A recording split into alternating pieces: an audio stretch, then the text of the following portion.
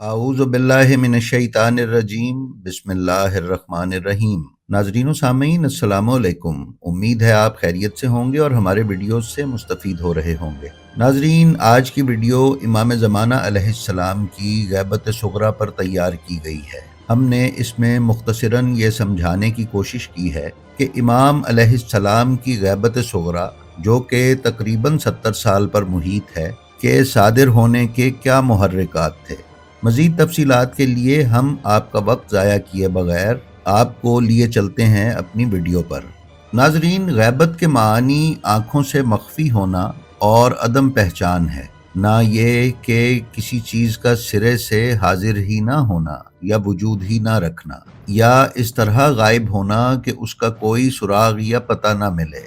لہٰذا اس حصے میں گفتگو اس کیفیت کی ہے کہ جب امام مہدی علیہ السلام لوگوں کی نظروں سے مخفی ہیں، یعنی لوگ آپ کو پہچان نہیں پاتے، جبکہ آپ لوگوں کے درمیان رہتے ہیں اور ان کے درمیان زندگی بسر کیا کرتے ہیں۔ چنانچہ ائمہ معصومین علیہم السلام سے منقول روایات میں غیبت کے اس سلسلے کو مختلف طریقوں سے بیان کیا گیا ہے۔ کتاب غیبت نعمانی میں حضرت امام علی علیہ السلام کا فرمان نقل کیا گیا ہے، جس میں حضرت فرماتے ہیں: قسم ہے خداوند عالم کی، حجت خدا لوگوں کے درمیان ہوتی ہے، راستوں میں، کوچہ و بازار میں موجود رہتی ہے، ان کے گھروں میں آتی جاتی ہے، زمین پر مشرق و مغرب تک آمد و رفت کرتی ہے، لوگوں کی باتوں کو سنتی ہے اور ان پر سلام بھیجتی ہے۔ وہ دیکھتی ہے لیکن آنکھیں اس کو نہیں دیکھ سکتی جب تک خدا کی مرضی اور اس کا وعدہ پورا نہ ہو۔ ناظرین، امام مہدی علیہ السلام کے لیے غیبت کی ایک دوسری کیفیت بھی بیان ہوئی ہے۔ امام مہدی اجل اللہ تعالی فرجہ الشریف کے دوسرے سفیر خاص بیان فرماتے ہیں کہ امام مہدی علیہ السلام حج کے دنوں میں ہر سال تشریف لاتے ہیں، لوگوں کو دیکھتے ہیں اور ان کو پہچانتے ہیں، لوگ ان کو دیکھتے ہیں لیکن انہیں پہچان نہیں پاتے۔ یہ روایت بحار الانوار جلد 35 باب 32 صفحہ 251 پر ملاحظہ کی جا سکتی ہے۔ اس بنا پر یہ مطلب سامنے آتا ہے کہ امام علیہ السلام لوگوں کے درمیان موجود تو ہوتے ہیں لیکن لوگ ان کو پہچان نہیں سکتے۔ ناظرین، بہرحال غیبت اور مخفی طریقے سے زندگی بسر کرنا کوئی ایسا واقعہ نہیں ہے جو پہلی بار اور صرف امام مہدی علیہ السلام کے لیے ہی رونما ہوا ہو، بلکہ متعدد روایات سے یہ نتیجہ نکلتا ہے کہ بہت سے انبیاء علیہم السلام کی زندگی کا ایک حصہ غیبت میں بسر ہوا ہے اور انہوں نے ایک مدت تک مخفی طریقے سے زندگی بسر کی ہے، اور یہ چیز خداوند عالم کی مصلحت اور حکمت کی بنا پر تھی، نہ کہ کسی ذاتی اور خاندانی مصلحت کی بنیاد پر۔ غیبت ایک الہی سنت ہے اور قرآن کریم کی متعدد آیات میں، جیسا کہ سورہ فتح آیت 32 اور سورہ اسراء آیت 77 میں اس کے بارے میں گفتگو ہوئی ہے، جس کے پیش نظر یہ نتیجہ نکلتا ہے کہ الہی سنت سے مراد خداوند عالم کے ثابت شدہ اور بنیادی قوانین ہیں، جن میں ذرا بھی تبدیلی نہیں آ سکتی۔ یہ قوانین گزشتہ قوموں میں نافذ تھے اور آج بھی موجود ہیں اور آئندہ بھی نافذ رہیں گے۔ ناظرین، تفسیر نمونہ جلد 71 صفحہ 534 پر بیان کیا گیا ہے کہ غیبت متعدد انبیاء علیہم السلام کی زندگی میں بھی دیکھی گئی ہے، جیسے کہ حضرت ادریس، حضرت نوح، حضرت صالح، حضرت ابراہیم، حضرت یوسف، حضرت موسیٰ، حضرت شعیب، حضرت الیاس، حضرت سلیمان، جناب دانیال اور حضرت عیسیٰ علیہم السلام اجمعین۔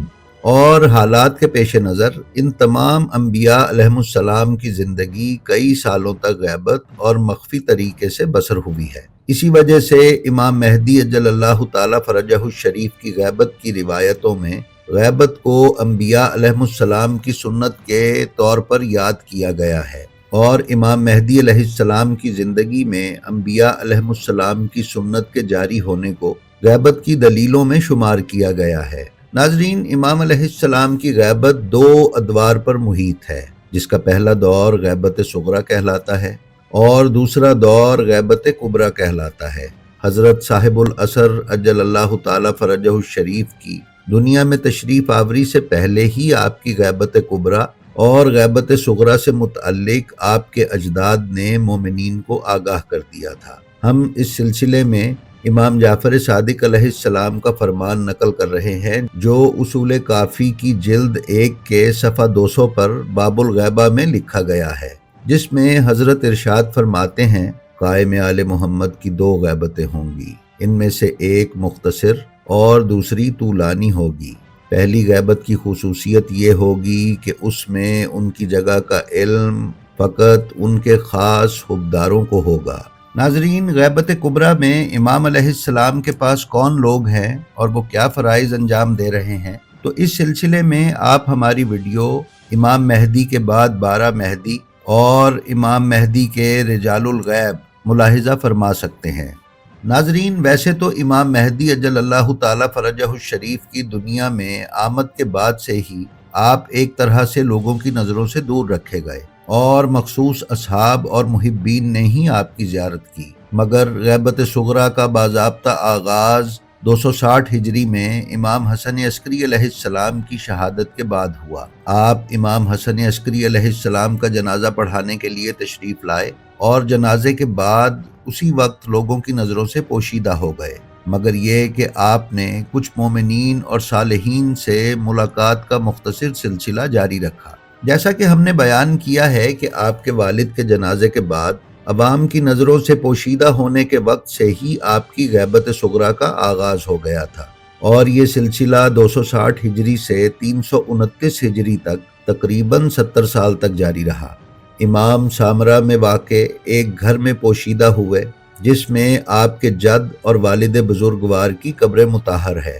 اس مقام کو اب سرداب غیبت کہا جاتا ہے، اور اس وقت یہ امام حسن عسکری علیہ السلام کے روضے میں موجود ہے۔ ناظرین، قم کے ایک بزرگ عالم دین اور 11ویں امام کے نمائندے، جنہوں نے 11ویں امام کے حکم سے ہی قم میں مسجد امام حسن عسکری علیہ السلام کو تعمیر کیا، کا نام احمد بن اسحاق قمی ہے۔ انہوں نے سامرہ کی طرف متعدد سفر کیے۔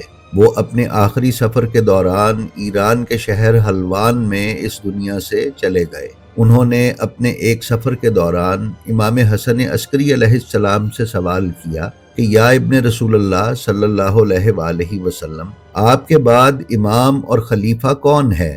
تو امام حسن عسکری علیہ السلام نے انہیں امام مہدی علیہ السلام کی زیارت سے شرفیاب فرمایا۔ ناظرین، امام حسن عسکری علیہ السلام ہمیشہ اپنے بیٹے کو مخفی رکھا کرتے تھے، کیونکہ رسول خدا صلی اللہ علیہ وآلہ وسلم سے ایسی بہت سی روایات پہنچی ہوئی تھیں جن میں آپ صلی اللہ علیہ وآلہ وسلم نے فرمایا تھا کہ میرا 12واں جانشین ظالموں اور طاغوتوں کا تختہ الٹ دے گا۔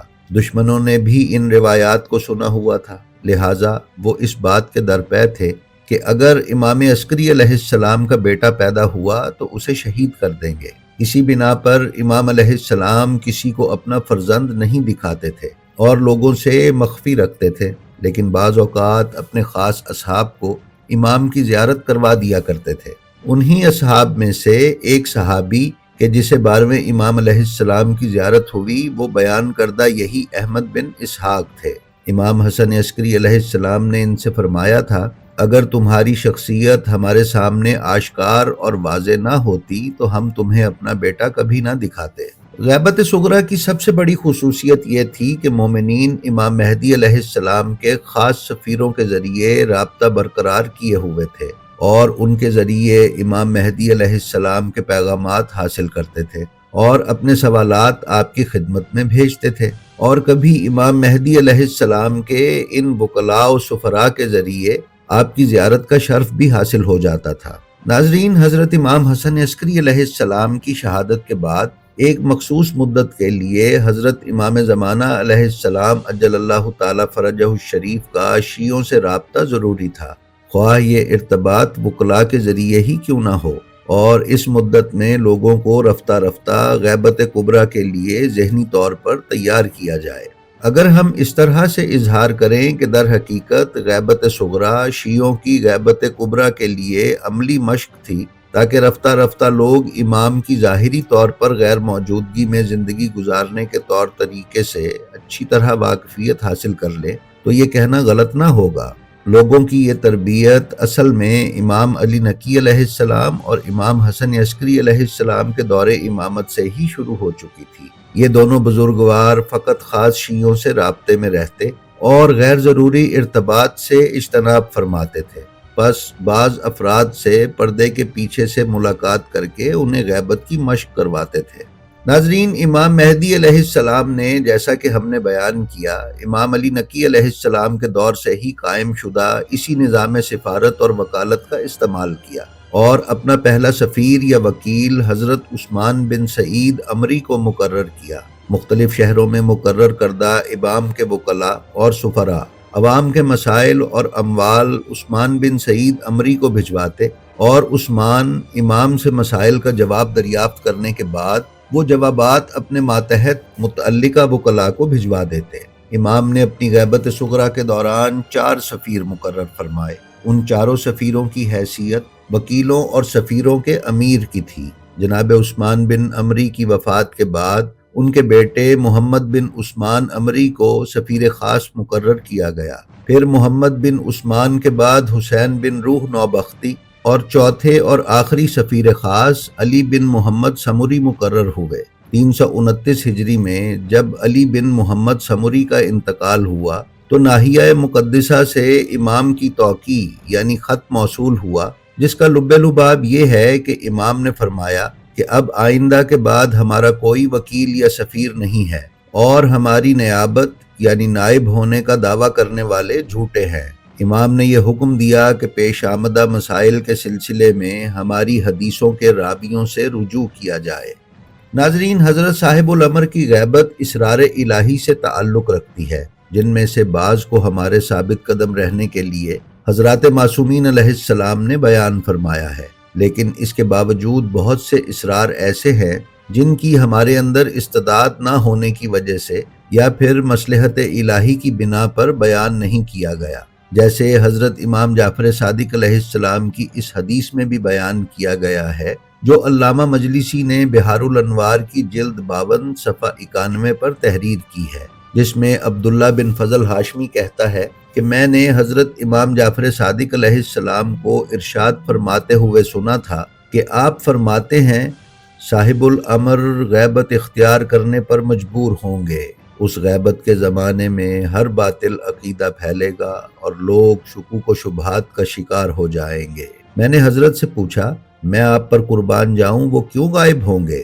حضرت نے ارشاد فرمایا، ہمیں خداوند متعال کی طرف سے اجازت نہیں ہے کہ ہم اس کی علت بیان کریں۔ پھر میں نے حضرت سے پوچھا، غیبت کی حکمت کیا ہوگی؟ تو حضرت نے ارشاد فرمایا، اس کی حکمت وہی ہے جو ان سے پہلے خداوند متعال کی حجتوں اور نمائندوں کی غیبت کی حکمت ہوا کرتی تھی، اور وہ جب تک حضرت ظہور نہیں فرمائیں گے کسی کو معلوم نہیں ہوگی۔ جس طرح حضرت خضر نے کشتی میں سوراخ کرنے، بچے کو قتل کرنے اور دیوار کو تعمیر کرنے کی وجہ حضرت موسیٰ سے اس وقت بیان فرمائی جب آپ حضرت موسیٰ سے جدا ہوئے۔